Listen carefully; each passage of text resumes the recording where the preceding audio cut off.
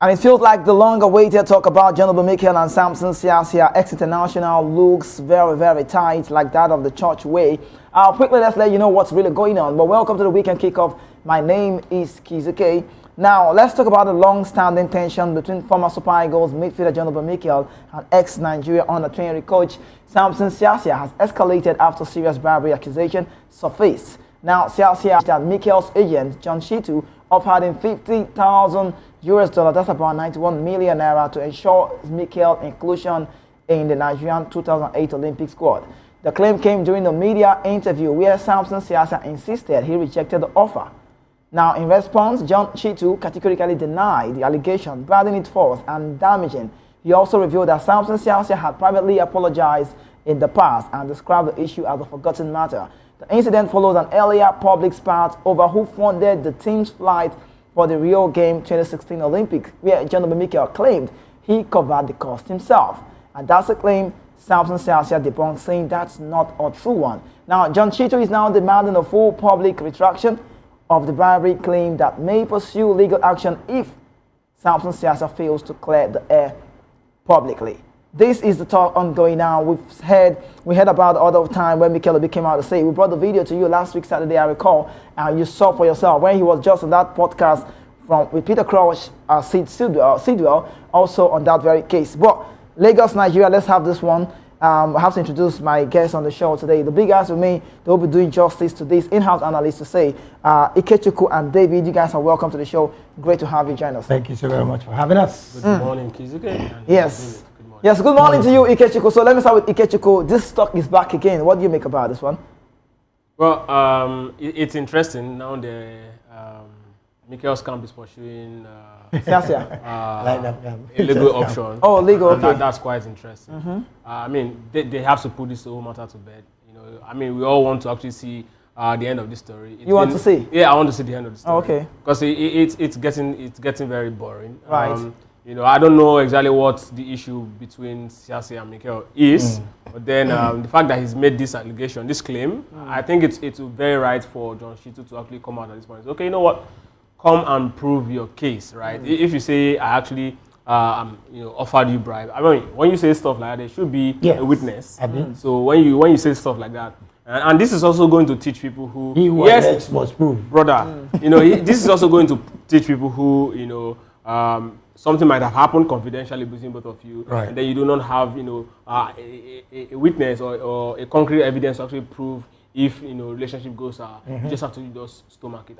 When he said what he said, when I saw the story, I was like, okay, yes, this is very possible, right? That coaches being offered incentive to actually allow some players come into the team. But then when you make this, is that done? Does it happen? Yeah, of course. Is it generally everywhere? It's one of the reasons why Siasia'S was banned. You recall? But he said there's no proof for that. But he was banned. But he was banned for life. No, and after arbitration court, whatever, 5 years later. We also saw the issue of the Ghanaian coach under 20 that also got banned. So coaches do this. This things happen. I want to know, is it an African thing? Because both coaches are just called Africans. I think it's mostly an African thing because we don't really have the pool where. No. The thing is, we don't really have the pool where talents come. So we tend to actually get people outsource this talent for these managers. If we had a proper structure, for example, now in Spain, they know that you most likely get the best set of under 17 in Barcelona academy. Right. So there is no way you're going to go about paying coaches for players to be part of the team. Right. I mean, Mbappe also complained in Cameroon when he wanted to come to the camp. They asked for money because they do. Africans, we don't really have that pool where players really come in and where we can actually scout for talent directly from a particular group of players. But now, this is a case on ground, and John Shitu has a very good case at this point. Samson Siasia'S needs to come in. See, for me, what I want is Samson Siasia'S come out, show us the proof that this thing really happened. Right. This is what I want to. I'm not even forcing Siasia'S for talking. But what I'm saying is, if you have cases like that, ensure that you have a proof, because now you're being sued for 250 million. I don't know if Siasia'S have 250 million. You don't know. Liquid cash. Right? I don't know. But that's a very big question. But I mean, at the end of the day, this also is going to improve our football. Okay, so it will improve our football. Talking about that, David, how do you feel Siasia'S on the bribery talk again? This is like the second time. I think I'm going to start from the end. They will settle out of court. That's the end of the story. They will settle out of court. But it is quite disheartening that Samson Siasia'S is going to come at this time to want to demean a person of Mikel Obi and of course Shitu, who of course I said at this point, he who alleges must prove. So if you are alleging that yes, this person, I paid this person this amount of money, and you don't have proof, you will go for it. But then, like I said, the very total end of all of this will be that I see these guys ending up settling out of court, because I dare say Siasia'S himself not going to even carry 250 million. Who will be guilty on this one? If they are to settle out of court, it means Siasia'S will be the one who retracts his statement. Yes, retracting. That's what all he needs to do. That's what he said. He said you have to retract and apologize. But I think according to Shitu said he has once said this is a forgotten story. I mean, he wants, let's just let it go.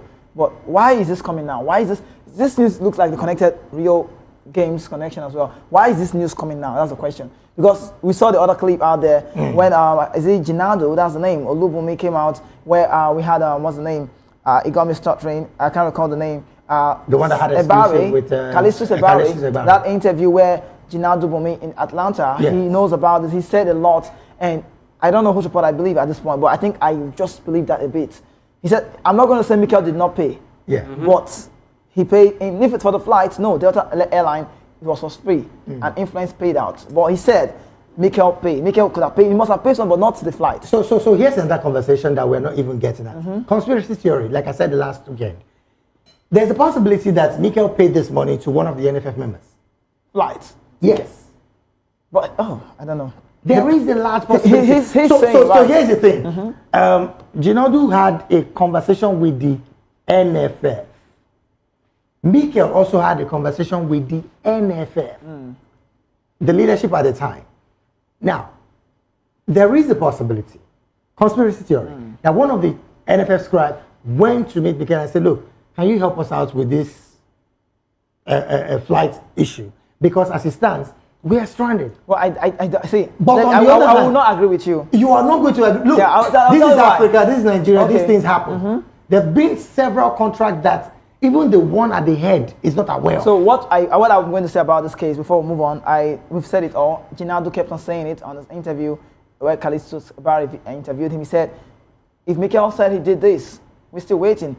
Same thing, let us see the receipt. There's a team. Delta Airline is a very big, we know Delta Airline. So if he's saying, he said he has all of the team. He said, they asked him, have the NFF called you to thank you? He said, no, this is like the first time this news is coming out. Yes. And he heard it. Yes. So if he's sounding very strong, he's not saying Mikel did not pay. But for the flight, he said no. Okay. But let's leave that. So Kizzy, what did he say Mikel pay for? He said Mikel was paid for some other thing, but not for the flight. But not for the flight. See, this is where I'm aligning with what David is saying. Right. See, it's very possible that they asked Mikel for money. The NFF? Yes. They asked Mikel for money. So, okay. Right. Okay, we are in this position. But the flight was free. Two things. Okay, the flight was free. That's what Jinadu was saying. Jinadu was free. I thought it says there, Atlanta is still there. But the thing is, how can the flight be free?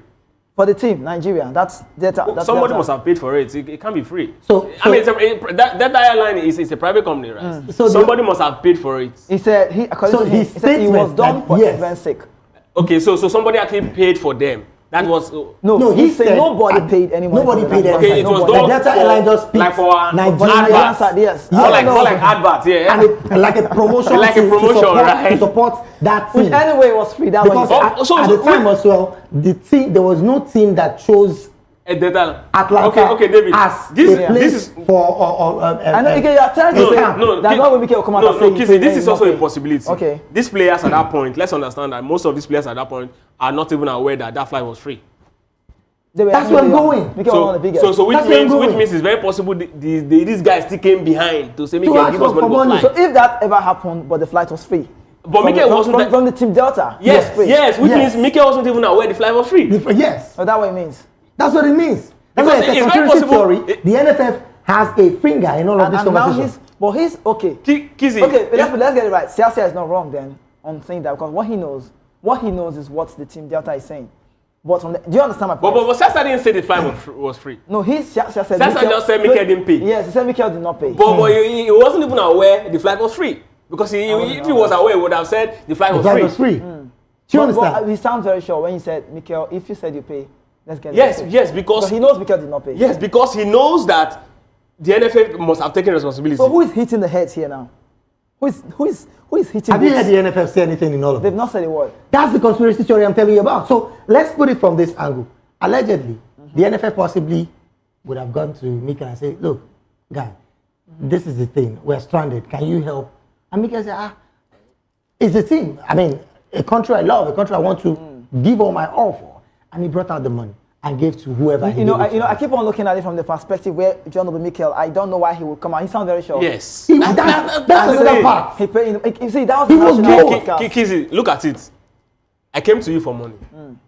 I know that, okay, here, David is going to actually give me this thing for free. I say, Kizzy, this thing is going to benefit the both of us. Let me pay for this thing. Now, from your end, you've paid for it. Do you understand? Now, I'm the only one with the knowledge of, either you actually paid or not. Exactly.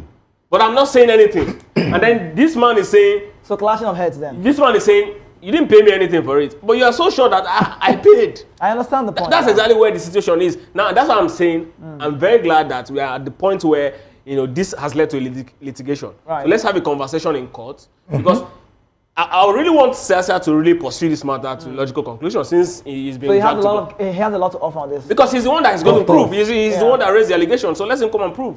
All right, so quickly let's get to the next phase and talk about African football. As the news, an increase that sounds very cool. The Confederation of African Football Cup has announced a significant boost in prize money for the 2024 Women's African Cup of Nations WAFCON in Morocco. The tournament winner will now earn $1 million or 100% increase from the $500,000 awarded in 2022. CAF President Patrice Motsepe stated that the total prize money, the prize pool, has also risen by 45% from $2.4 million to $3.475 million as part of CAF's commitment to the growth of women football in Africa.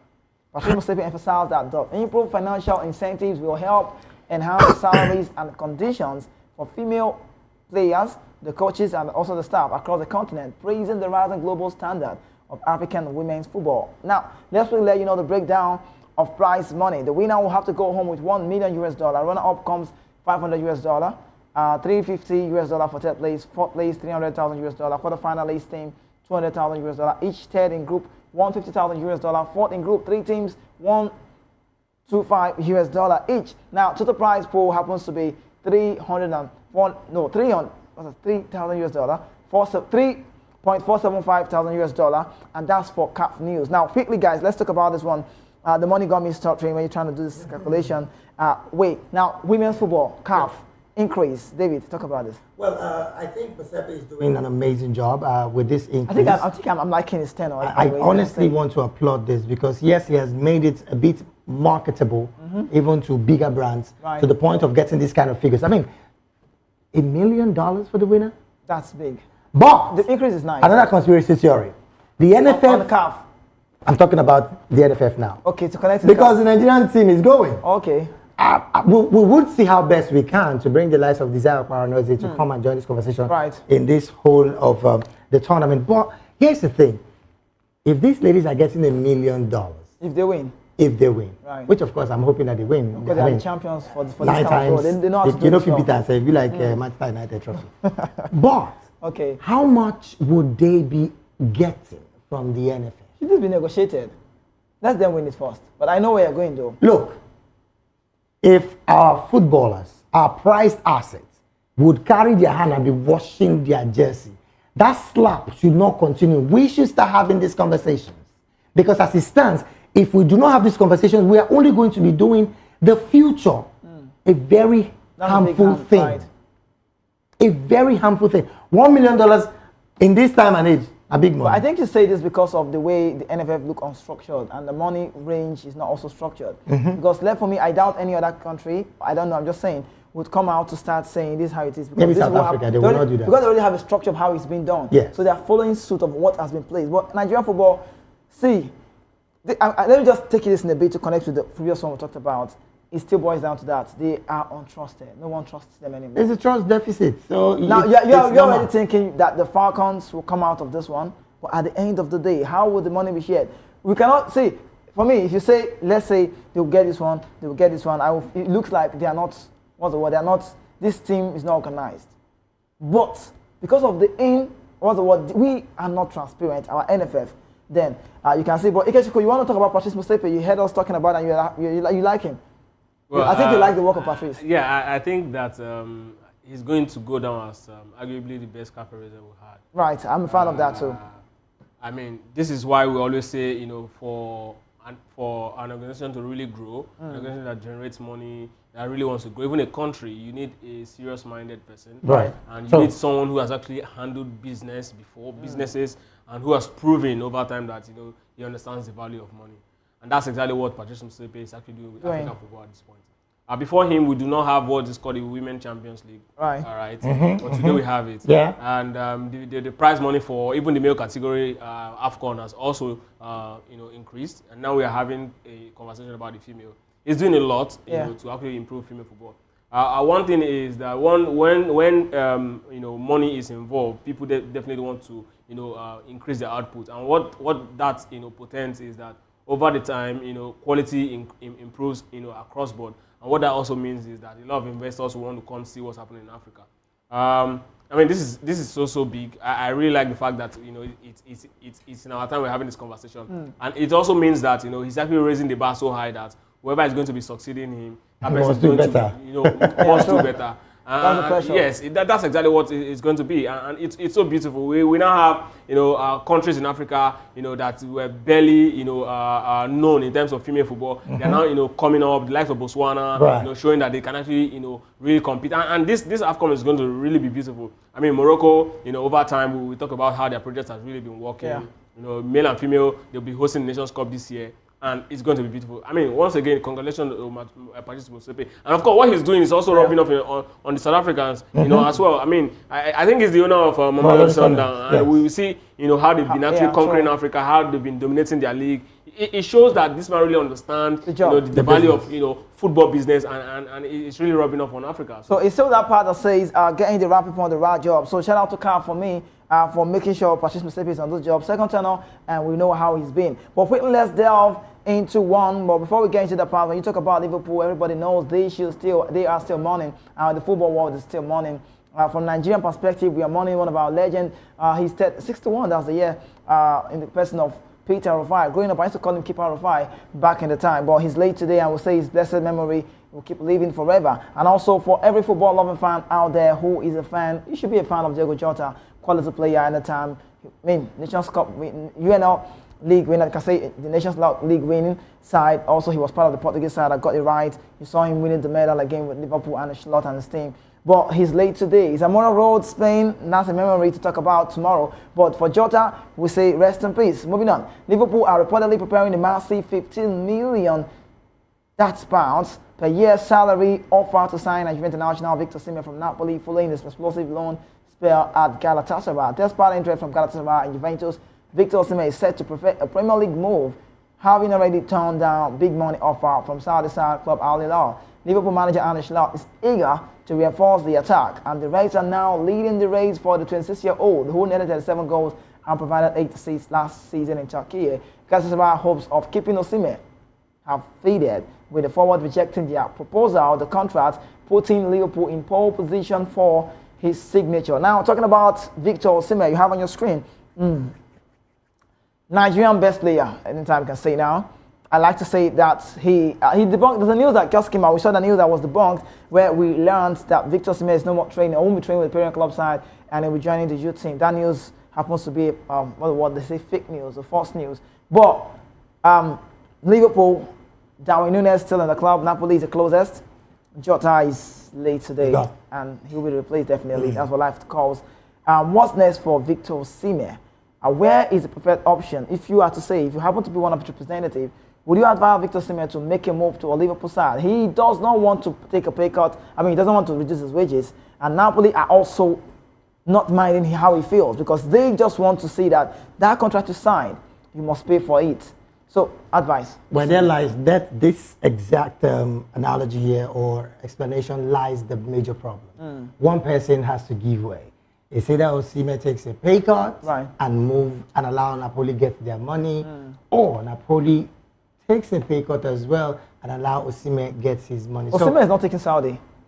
That's just what it is. Yeah. I mean, I'm not even going to advise him to do that, because he's 27. Yeah. He has active football for an African well, hopefully it might just be the different African that might have another 5 years to give, the world of football. Right. But let's look at it from the perspective of where he's going to go.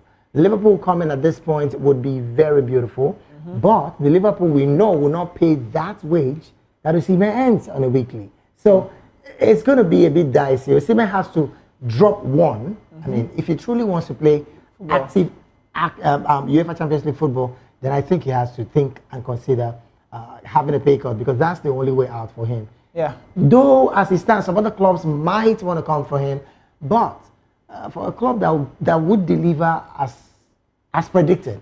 That looks like winning L'Oreal. Exactly. I think it's best that he goes to any of this English club side that, of course, have all of the press in their face. Okay, so for me, I'm a fan of Liverpool. If Osimhen wants to go to Liverpool, I would love him to go to Liverpool. When I mean a fan of Liverpool, I like to say that Liverpool is a club side that everybody knows they have what it's on ground. No fan of any of the club side, don't get me wrong. I mean, I would be a fan of Victor Osimhen if he makes that move to Liverpool. Liverpool calling for Victor Osimhen. Ikechukwu, would you advise Osimhen? Let's talk about the blend quality with the team, the way they like to play their reinforcement up front. Will Osimhen suit him very well? Well, it's going to be very. I'm not going to say it's going to be easy. It's going to be a little tricky for. Is it because Salah? Yes. The goals. I know. The problem is Salah is a creator and a goal scorer. Yeah. Osimhen is not much of a creator. Yeah, just a goal scorer, right. But the big question here is that when a big player, Osimhen is a big player, move into a big team, especially when it comes to the attack, somebody must have to lead the line. Right. Somebody must have to step back. And we saw Karim Benzema, step back for Ronaldo. Yeah. And then he was actually the one who was providing. Firmino did for Salah as well. For the goals. I mean, even Mane also did for him. So can Osimhen do that? These are the conversations. And he will never want to do that. Right. It's all about the clash of ego. And now how is the manager going to actually manage the dressing room? Yeah. This is one of the issues Real Madrid is having with Mbappe and Vini.